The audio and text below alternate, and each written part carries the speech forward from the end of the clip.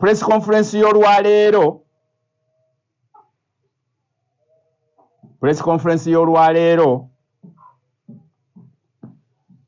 Mpuuga avumye president indirect era mu post yange gye nkoze simanyi oba mugitegedde naye olunaku olw'olwaleero president Mathias Mpuuga amugambye nti ye tamuyitangako.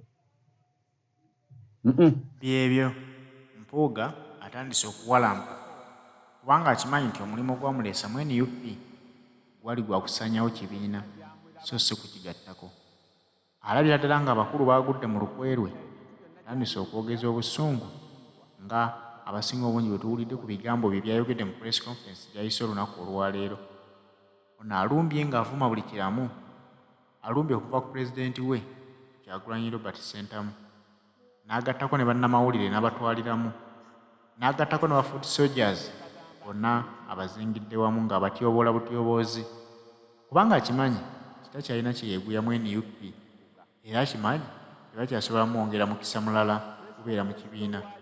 Akimanyi nti byakoze abikoze era nga bamuguddemu kati alina kwanukuza muliro. Haji Setuba omusomi w'edduwa yakutuusako pulogulaamu eno. Haji Setuba ogera kumusanga ku ssimu eri 0703 31 39 25.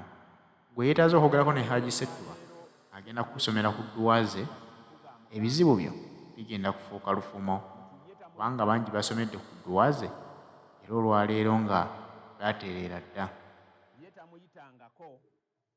Mu meeting yonna gyamulabamu, ebintu byonna gyabiwulirira. Waliwo wano abansumbuwa kamusooke mutingeko wana eddoboozi katono nnyo.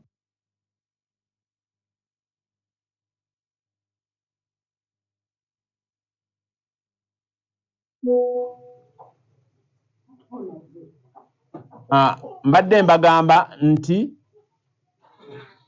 olunaku olw'olwaleero Mathias Mpuuga nsamba enziramu gyazzeemu pulezidenti waffe. Simanyi Kyagulanyi kye yakola Mpuuga, simanyi National Unity Platform kye yakola Mpuuga. Naffe baagamba abamuvuma, mbutuufu siwulirayo bantu bamuvuma. Ne live ng'eno bwe ngikola ye bw'amaliriza ye tayagala boogera ku linnya lye baba bamuvuma. Mathias Mpuuga mu kwogera kwagambye nti ebintu bye muwulira His Excellency Kyagulanyi Ssentamu byayogera ye pulezidenti abyogerera ku bafu, abuliddwako kigambo kukyogerera ku nsaka z'amalwa nga ffe bwe yatugamba wanaakibiseeko n'agamba akyogerera eyo gy'aba agenza okuziika, abyogerera ku press conference abiwulira buwulize eyo. Era takolangako lunaku n'amuyita era tasisinkanangako His Excellency Robert Kyagulanyi Ssentamu. Olwo ekigambo kiri ekyokusisinkana Mpuuga okwewaayo okukkiriza olukiiko olwo pulezidenti lwe yalimu n'abakulu abamu ab'omu kibiina. Olwo Mpuuga alaga tamuyitangako era tasisinkanangako pulezidenti. Tasisinkanangako pulezidenti. Abamawulire bamubuuzizza ne bamugamba ate ku luno olukiiko olusembyeyo. Olukiiko olusembyeyo lwaki nga tewajja nga ate baakuyita ogambye tebakuyitangako. Abamawulire omwana oyo abuuzizza ekibuuzo ekyo, weebale nnyo weebalire ddala. Abuuzizza nti ogambye His Excellency Kyagulanyi takuyitangako. Naye ate emabegakaawo yayita naye ate tewajja. Era mu kujereegerera Mathias Mpuuga nsamba agambye tayitibwa mu enkiiko ezitalina makulu ez'okutuuza ez'emikolo tazigendamu. Wali emabega agambye tayitibwangako era tasisinkanangako pulezidenti. Era naye yennyini tamunoonyangako nti ye Mpuuga tanoonyangako pulezidenti. era ne president tamunoonyangako naye bw'anaaba amunoonyezaako ayinza okumusisinkana naye nga mujjukire mu kusookera ddala His Excellency okujja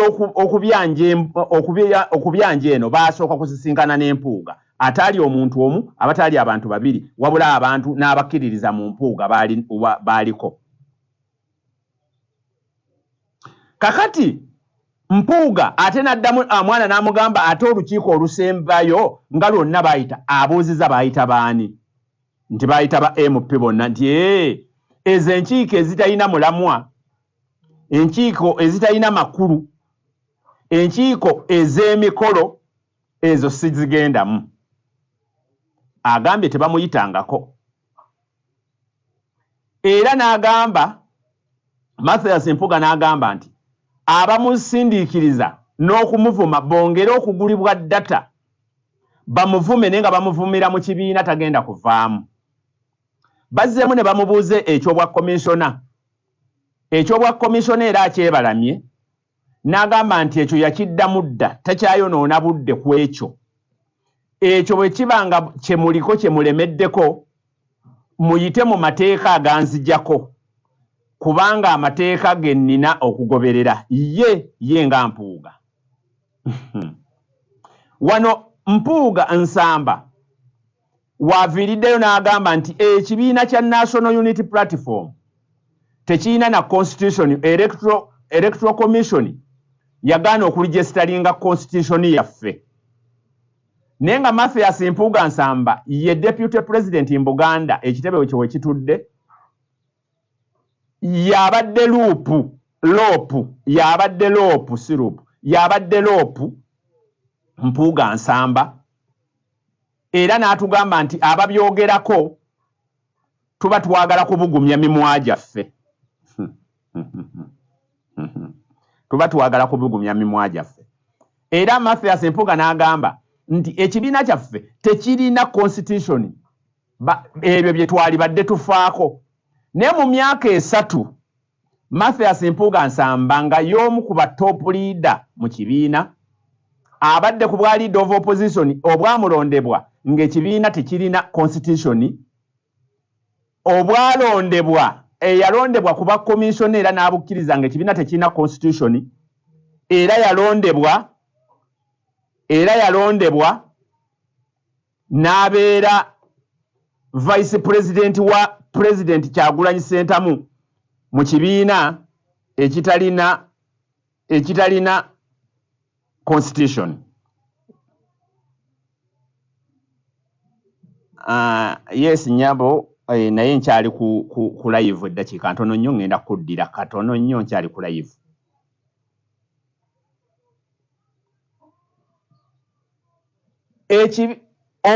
Lwaki yeekwasa ebigambo bino we nabagambidde mubeere bagezi. Tuli ku Map Media TV Facebook, genda ne ku YouTube kwetuli, genda ne ku YouTube gwe totawaana, gwe genda bugenzi ku YouTube bweba network ekusumbuwa wano, genda ku Facebook kwetuli. Ku YouTube kwetuli, butereevu gwali ku YouTube ondaba bulungi nnyo ndowooza, gwali ku YouTube ondaba bulungi nnyo, nali ku Facebook ondaba bulungi nnyo.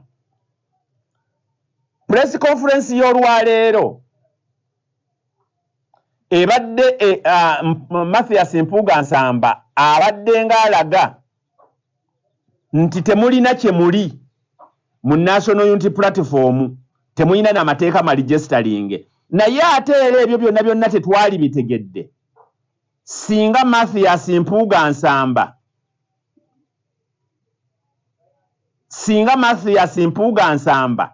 bino tebibaddeewo kutandika kwanika buziina bwe. Mathias Mpuuga Nsamba bino singa tebibaddeewo osanga tetwalitegedde na kutegeera nti akakiiko k'ebyokulonda tekaligestalinganga. Mujjukire Electoral Commission yagaana okuligestalinga constitution yaffe. Kakati Mpuuga Nsamba abaddewo mu kibiina ekitalina mateeka kyayagala okugamba, abaddewo ku kibiina ekitagoberera mateeka. Era Mpuuga Nsamba agamba tagenda kuva mu National Unity Platform agenda okwemera n'ekifo ekyobwa komishona tagenda kukivaamu olw'ensonga ayagala tumeggane naye nga tuli muno era nga mwali nti ayagala ameggane naffe mbwatumale ettumba ng'ali naffe muno munda tagenda kukivaamu kubanga tasobola kuva mu kibiina ye kennyini kye yatandika. Oba abantu abamu Mathias Mpuuga Nsamba abasaana kubanga asabira wa Bugingo kubanga Bugingo ye yeerabira ebintu by'aba yayogedde n'abiddamu. Mathias Mpuuga Nsamba Bugingo yatera okwerabira ebintu by'aba yayogedde n'abiddamu.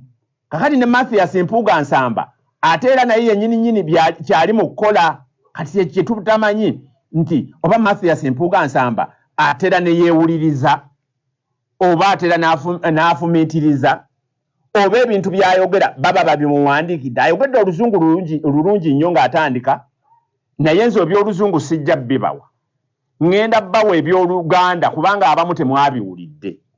Mubiwulirize bulungi nnyo muwulire n'enziramu gy'abadde addamu ebibuuzo. Mukakase nti Museveni yagamba nti ŋŋenda kusaanyaawo ebibiina by'obufuzi. N'atandikira ku bibiina nga bw'azze abimalawo Nuupu n'emulema era ekyamulemye.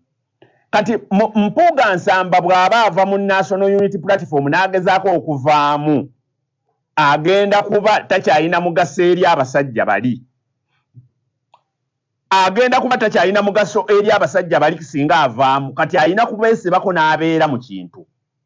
Kakati mu kubeera mu kintu ye Mathias Mpuuga Nsamba akugamba agenda kufuba okulaba nti kati atereeza National Unity Platform etandika okutambulira ku mateeka naye amateeka ago ayagala gakola olw'okuba gatandise omukwata wabula luli abadde tagakolako kubanga gabadde tegannamukwata. Era bwe bamubuuza ekya ssente bwe bamubuuzizza ekya gundi ngenda basomeramuko wano gundi obuntu obwo bwayogedde obuntu obwo bwayogedde muwulire omuntu wano muwulire omusajja oyo ebigambo ebimu byakozesezza. Mukakase mugambe nammwe mubyewulirireko mugambe nti owange ebintu bino omusajja ono muluŋŋamu oba si muluŋŋamu ŋŋenda kubakolera gundi emu ku emu. Agambye bw'ati asekeredde abalowooza nti basobola okumukaka okuva mu kibiina kinnuupu nga bayita mu kuvvoola.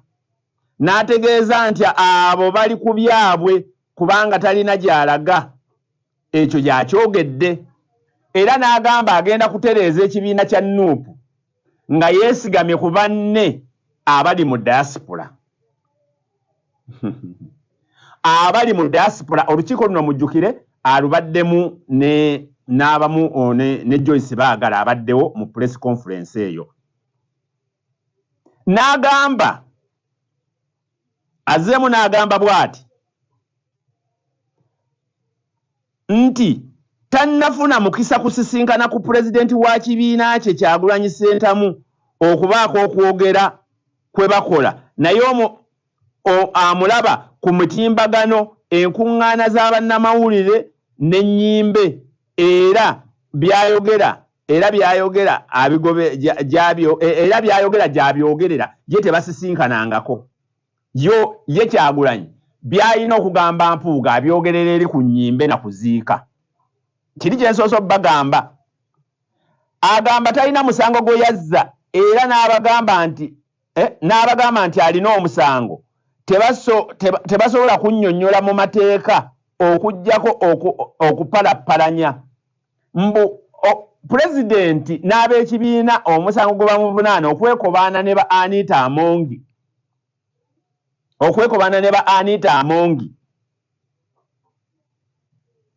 bapalappalanya bupalappalanya tebalina we basinziira mu mateeka oba mukitegeera. Era azzeemu n'agamba oba tuli ffenna mu kaseera kano ekibiina kinnuupu kyandibadde kiteeka amaanyi ku nsonga ezizimba eggwanga ng'okutunuulira enkyukakyuka president Museveni ze yakoze tunulira enteekateeka Museveni ze yakoze ng'agamba nti zirina ekigendererwa ebikusike okusinziira ku ye Mathias Mpuuga. Enkyukakyuka za Museveni Kaguta ze yakoze ziraga nti yamaze okulangirira enteekateeka y'okukola obwakabaka era Nuupu bye yanditaddeko essira okusinga okumuteekako okudda mu lutalo naye.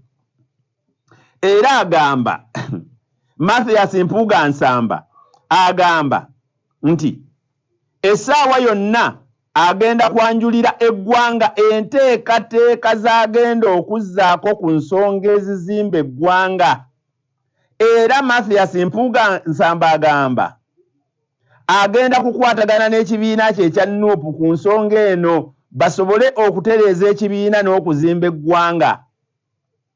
Muwulira Mathias Mpuuga agamba tayagala mubaka yenna agamba nti ndi ku sayidi ya Mpuuga oba ndi ku ya Kyagulanyi kubanga singa omu ku baafa oba Katonda amujjulula afuuka waani. Era Mathias Mpuuga Nsamba n'agamba talina buzibu bwonna na His Excellency Bobi Wine bw'aba ye alina obuzibu ku ye abantu baddembe okumubuuza abaanukule.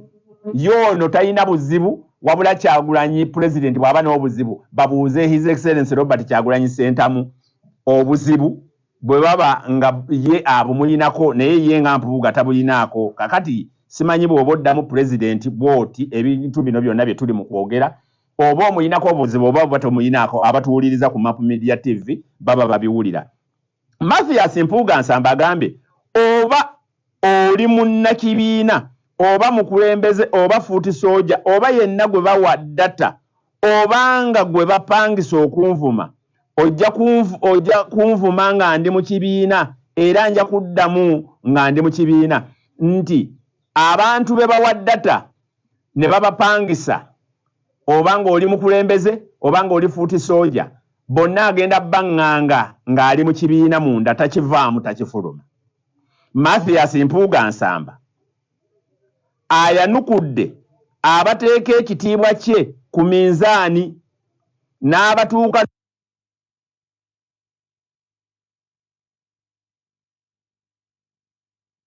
nakibiina oba mukulembeze oba fuuti Sooja oba yenna gwe bawa data obanga gwe bapangisa okunvuma ojja kunvuma nga ndi mu kibiina era nja kuddamu nga ndi mu kibiina nti abantu be bawa data ne babapangisa obanga oli mukulembeze obanga oli fuuti Sooja bonna agenda banganga ng'ali mu kibiina munda takivaamu takifuluma. Mathias Mpuuga Nsamba ayanukudde abateeka ekitiibwa kye ku minzaani n'abatuuka n'okumutyoboola nga bamulumiriza obutakola bijja mu kitiibwa kye. Mathias Mpuuga agamba okusiima asaasira abantu abamulinako ensaalwa olw'abeene okusiima n'amufuula ow'ekitiibwa era n'agamba nti talina kyakubakolera kubanga naye nnyinimu ye yakimuwa ate tasobola kumukuba bwami mu ngeri ey'okukimuddiza kubanga era tewali nsonga kwasinziira kukimuddiza. Njogera bya Mpuuga Nsamba ebibaddeyo nze nabagamba njogera bintu by'oba ompise n'onteeka mu kkooti nga nsobola okubyanukula. Mathias Mpuuga Nsamba ekintu kyali mu kuvuga.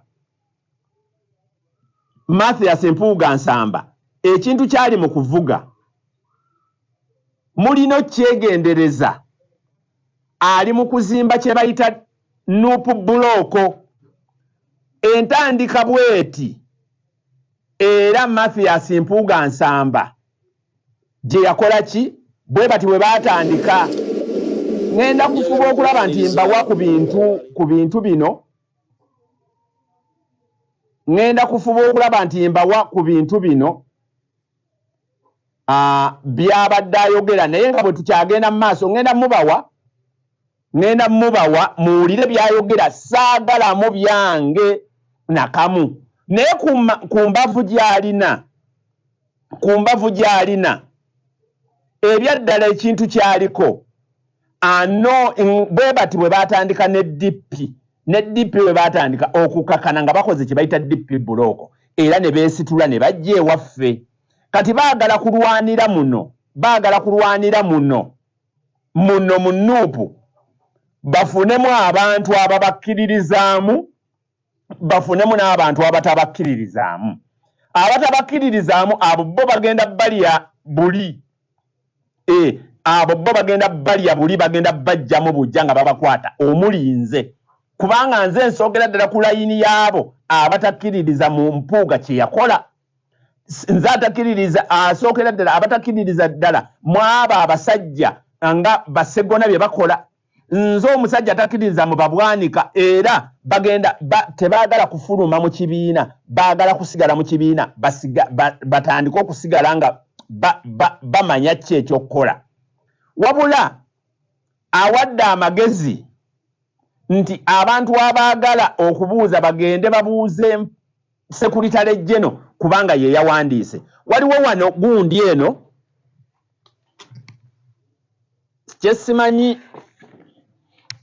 kyesimanyi oba Mathias Mpuuga Nsamba agoberera ebintu bino ate nkiwa abigoberera